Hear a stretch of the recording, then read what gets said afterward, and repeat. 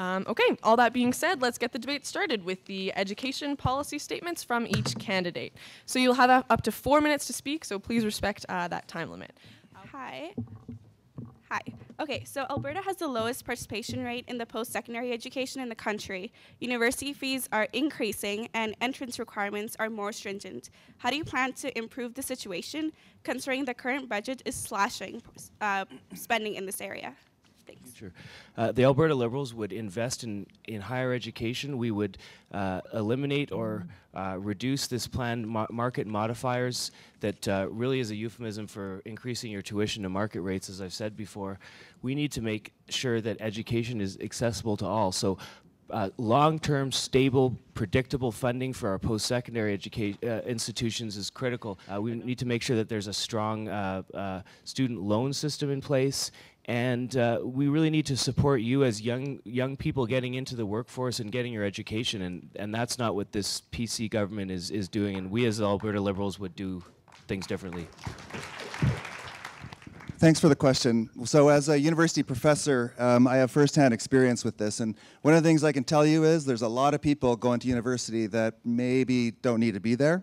They aren't that engaged, they're doing it to get a job. So to me, this is actually about more options for you. Our plan actually does ask our post-secondary community to get their costs under control.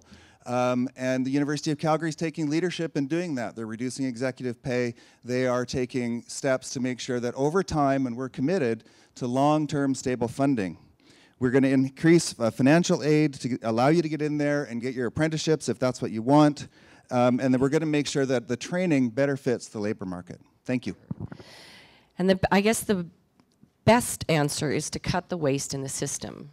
Our innovation policy is a mess. We spend more money on consultants running around in circles than we do on innovation. And while our advanced education system gets good results, but it's poorly managed throughout. So there has to be some sort of overhaul. And what it is the reducing the tuitions in every sense of the word, meaning right down to housing and all that, so you can actually afford to go to school and to get partnerships with corporations. That's where you're going to be working in the end. Thank you.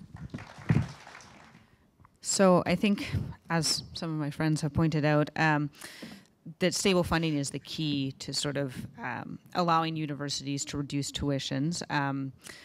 So the more money they have, the less they're put in that terrible position where they have to raise tuition in order to sort of meet their operating budgets. So we're going to provide stable funding for all post-secondary institutions. We're also going to bring back the STEP program, which would hopefully help university students be employed over the summers, which will help them to pay for those tuitions as well.